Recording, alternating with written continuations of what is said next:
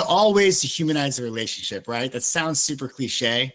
But that's my sales style, if you will, my school of thought that I come back down to. I've already mentioned, getting on a texting relationship being super important.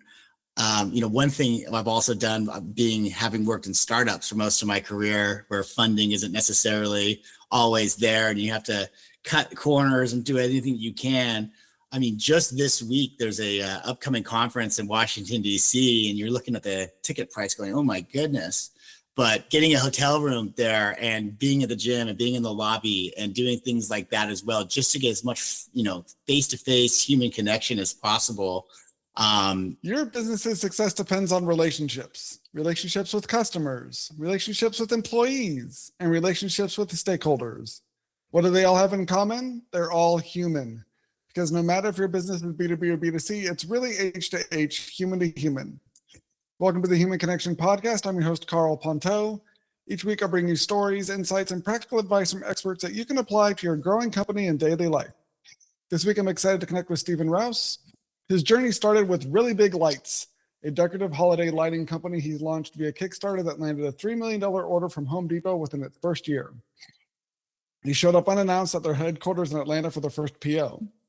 While building that business, he traveled to all 50 states and more than 80 countries, gaining a firsthand view of how people live, work, and solve problems around the world. Living in China for almost the entire time, his company ended quickly when 7 publicly traded Chinese trade companies sued him on the same day. From there, he shifted into technology, spending 7 years leading SaaS sales in Silicon Valley, where he drove $40 million in revenue selling first-in-class solutions to pharmaceutical companies and helped one startup reached acquisition while another scaled to Series A. Today, he's building Savva AI, where they're unifying medical records and wearable data into a personal AI health concierge that makes healthcare instant, personalized, and accessible everywhere. Congrats on Savva AI, and welcome to the Human Connection Podcast. Thanks for having me, Karl. Excited to be here. Yeah, I'm really excited to have you on the show to talk about something that I think seems counterintuitive to the way most founders think, which is about getting things to scale and doing things that are scalable. But there is a lot of value that can be found in doing things that don't scale. So I'd love to hear your take on how you approach what are the things to do that don't scale that are still important for a founder to do as they're trying to scale a company.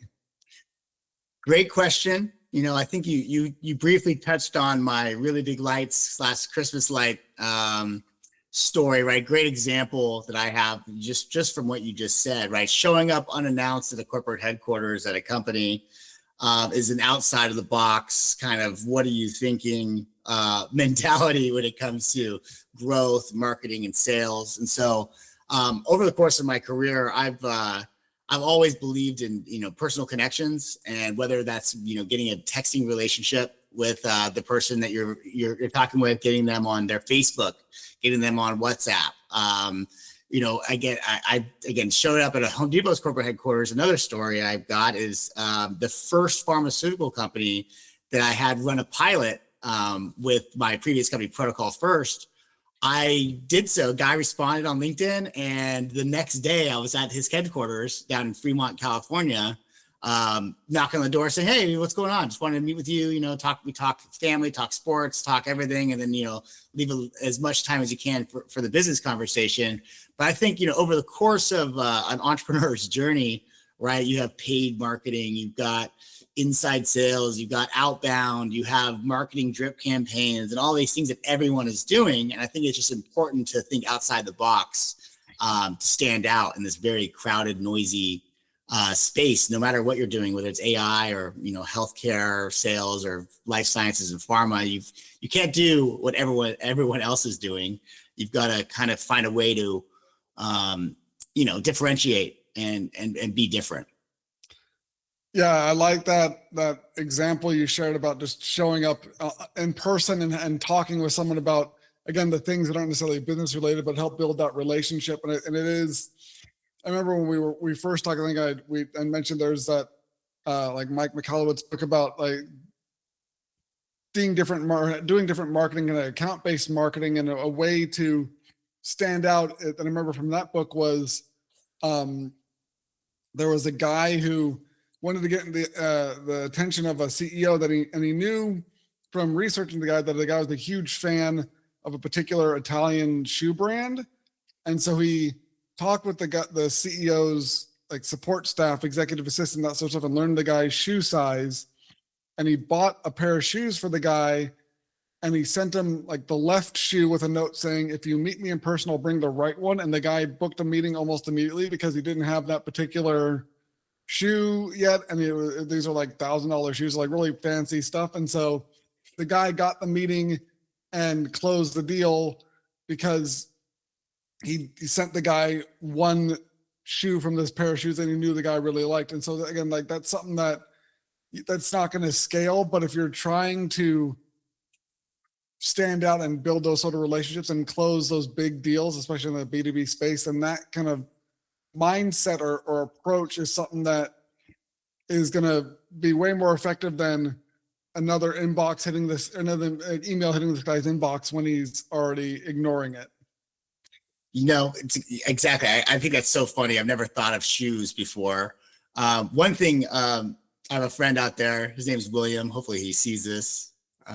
We were working at a company 5 years or so ago, and there was maybe 30 or 40 accounts that we just couldn't get responses to. And we found out that our emails were probably bouncing, being blocked out of it. And we hired a calligrapher to write really nice, well done notes. We would give them the script / what to say, and the amazing penmanship skills. And we mailed. We put maybe 300 or so letters in the mail one week, and ended up cracking the code, if you will, with a lot of these potential customers. Go, hey, I got this. What an amazingly cool letter. Thank you for sending this. It was so beautiful. And so I know, again, another way to kind of again, sending letters through the mail is 2026 is not a scalable thing that someone in outbound sales might think of, but just another way of getting in there and doing things that don't scale, for sure. And it's something that shows that you're thinking differently about the way you're approaching people, and also especially if I don't know who the recipients were for this calligraphy that you did, but if it's something that shows that you're thinking about what's going to appeal to them, and then going above and beyond and customizing the approach like that, or at least just doing something that represents or reflects that you're seeing them as a person, not just another like quota filling or quota like reaching number for your sales portfolio. That sort of approach can really make a difference because everyone's so used to the impersonal at scale, like when it says like personalized, just their name with another template beneath it.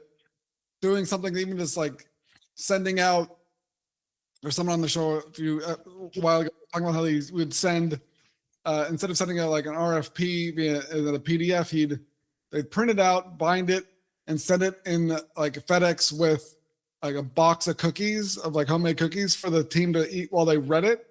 And that got way more of a response and stood out way more compared to all the other RFPs that the company got, because not only is it nicely printed for people to leaf through, but then they have cookies to eat while they're reading it. So they're in a lot better mood than just scrolling through another PDF file. So stuff like that where, yeah, it's not going to scale, and you might have to argue with the like finance department to get the approval for the expense, but it's when it closes those deals and makes a difference in the bottom line, it's something that you realize and is a no-brainer for standing out and being successful these days.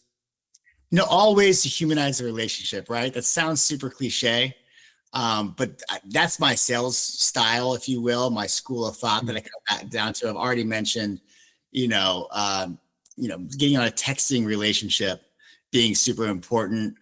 One thing I've also done, having worked in startups for most of my career, where funding isn't necessarily always there, and you have to cut corners and do anything you can. I mean, just this week, there's a upcoming conference in Washington, D.C., and you're looking at the ticket price going, oh my goodness. but getting a hotel room there and being at the gym and being in the lobby and doing things like that as well, just to get as much, face-to-face human connection as possible. Even though we can't necessarily afford or want to be able to take out of the budget, a couple $1,000s for a ticket, being present, showing up, doing everything that we possibly can, going, into the gym, like I said, going by the swimming pool, hanging out by the bar, trying to just talk to as many people as possible. Other ways, again, that's not something that scales. That's not performance marketing by any sense of the imagination. Yeah, I have heard. I mean, last year there was this starting a trend of companies trying to do more in-person events or more town hall things when they're trying to meet with potential clients or existing clients, because the value of having just air between you and not any sort of digital medium, not any sort of video or phone, is more and more precious, because it's a rare event where you actually get to meet someone like that face to face for a lot of people. And so, especially if you're flying to them to meet them where they are, or you meet, like I said, at a conference, that something that might have taken months of back and forth via emails and like video calls or phone calls, if you can get in the same room with someone and sit down and really connect and have a direct conversation where you're not constantly distracted by all the little bells and whistles in the digital space, then that can move the needle on a lot of big initiatives or projects way more than the kind of at scale, quote unquote, sort of things. So it's especially when you get, like, there's so much lost when it comes to like the body language and tone of voice, and just being able to have those, a little bit of like small talk during meetings and stuff before you get into the business, that can really build the connections to a different level than you'd get if you weren't face to face like that. So there's definitely something to be said for understanding when to apply this stuff. And for you, because you've obviously been doing it for so much, like, what has been when do you see, or how do you identify a moment where, okay, now is the time to do something that doesn't scale, or when to do this face-to-face stuff? Because obviously you got to have some sort of balance for that. So what's your approach to identify, okay, here's the point where I need to start doing this? Like, when you showed up in the Fremont, like, what's kind of the process you go through for identifying those moments to make sure that even though it doesn't scale, it's still more likely to get you what you're looking for from it? I mean, I don't think it's a one, glove fits all kind of situation, right? I think off the top of my head, there's two scenarios there, right? One, it's a huge account that matters more than anything else. And you've got to go above and beyond to do anything you can to get in this person's mind as often as possible, to get them to read your RFQ or whatever you're sending these guys. And so I think that's the first and foremost, just like attack. If you have a 1% likelihood of each inroad from a strategy perspective, if you have 100 different ways that you're, for lack of a better word, hitting this person, if you have 100 of them, you probably have a good chance of getting something done. And so that being first and foremost, probably the first one I'd say. Second is if you're struggling, right? If you're bouncing, if it's in your territory and you're selling a product or service, and they've been identified as a potential user and they're not even responding to you, you've got to, okay, what else? Okay, I'd love to say, hey, you write 2 emails, you get a response, you get an RFI, you turn that into a sale, right? That's at least in software sales and SaaS, what I've been selling most of my career. It's just not how it goes. It takes a lot of time, it takes a lot of effort. There's a lot of competition, and so when you look at some of those accounts, you really have to take a out of the box, kind of step back for a second and go, okay, what are we not doing? What can we do differently? And execute on that strategy. I think, second, it would be the second one I'd bring up. Yeah, it's something that since it can't scale, obviously you don't want to be trying to do it everywhere, because you just don't have the bandwidth, and you'd be running ragged or just burnt out way too quickly. But I think, yeah, the points, the criteria, if it's a big enough account that the ROI is going to be worth it, then yeah, that's really important. it definitely is an account-based marketing play where you have to understand what's going to resonate with them and really make a difference. Because if you sent like if you did the Italian shoe play with somebody who doesn't wear that type of shoe, that doesn't care about the shoes, it'd be like, okay, that's weird. Why are you trying to sell? Like, what? This makes no sense. So you have to have like customize it for the recipient. And also, if you're scrappy underdog or you're definitely like nothing else is working, you're not able to get connected with them through other means, then that's makes sense to pull out the big guns and go weird on it, because I think it also shows when you're doing those sort of things, even if they don't all land, but if you're trying to stand out on like your team, or kind of at least like when you're making those connections, if you have the approach of doing something outside the box or really being creative with your solutions to make those connections, then it shows them and like your management team that you're not just going through the motions in general. And I think so often people are looking for or used to doing like whatever the path of least resistance is, or least resistance, or kind of the easy solutions, and showing that you're thinking outside the box and are more creative and putting more effort into your approach is also another way just to stand out, because everyone's kind of so used to the bare minimum automated, get AI to do it, and just kind of not be accountable for the success or like the result as much, because it's just the tools are doing something. So there's also that aspect of just the optics of it, of like, maybe this isn't the right solution right now, but this person really like is putting the effort in to stand out and be different. And so even though like maybe it's not the right time for the particular account to move forward, it's probably still a better first impression than just like sending that 500th email to try and get their attention. So there's that aspect too of like the longer game and like the relationship you're building by approaching people differently. It helps just help you stand out in mind. So if there's not an opportunity right now, then future down the line, you're still more likely to stand out because you are doing things differently and putting in more effort in more creative ways. One of my early mentors taught me something very early on in my sales entrepreneur journey. And it's words to the effect of, in most businesses, people invest in the racehorse. They don't bet on the jockey, not the racehorse, right? People bet on the people. It's about humanizing and likability more so than it is product. And the more things you do to differentiate yourself, not just the product.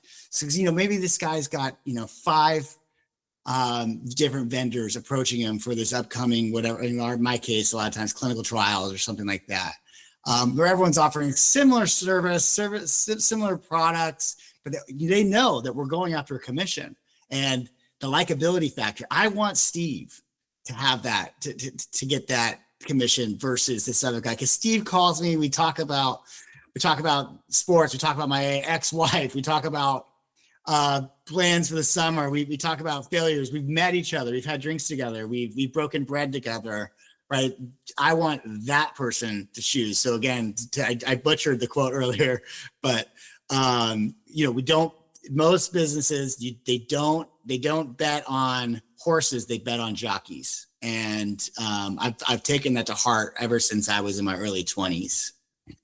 Yeah, and it makes sense even more, that would be even more important now, because with AI and all these other tools, the horses are all about the same, or it's very comparable, the offers that are out there, and there's so many. But if you have that more personalized connection, that relationship with someone, and they feel like you two are similar, you're alike, and that likability and that trust there, then that's a huge differentiator that you're like the other 4 people that are vying for that account don't necessarily have. And they can't easily mimic that, because people can tell when they're coming across as disingenuous and not an authentic person. And so, yeah, I love that the jockey is the real differentiator in these horse races, because when you're connecting with people on that personal level, it makes the business decision, when otherwise it would be fairly difficult to pick, much easier, because they have a stronger emotional connection with the salesperson and not just with the product. So, well, thank you so much for connecting with me today, Stephen. If you enjoyed this episode of the Human Connection Podcast, please like, leave a review, and subscribe. If you want to learn more about myself or Stephen, check out the links in the show notes. And remember, no matter if your business is B2B or B2C, it's really H to H, human to human. Happy connecting.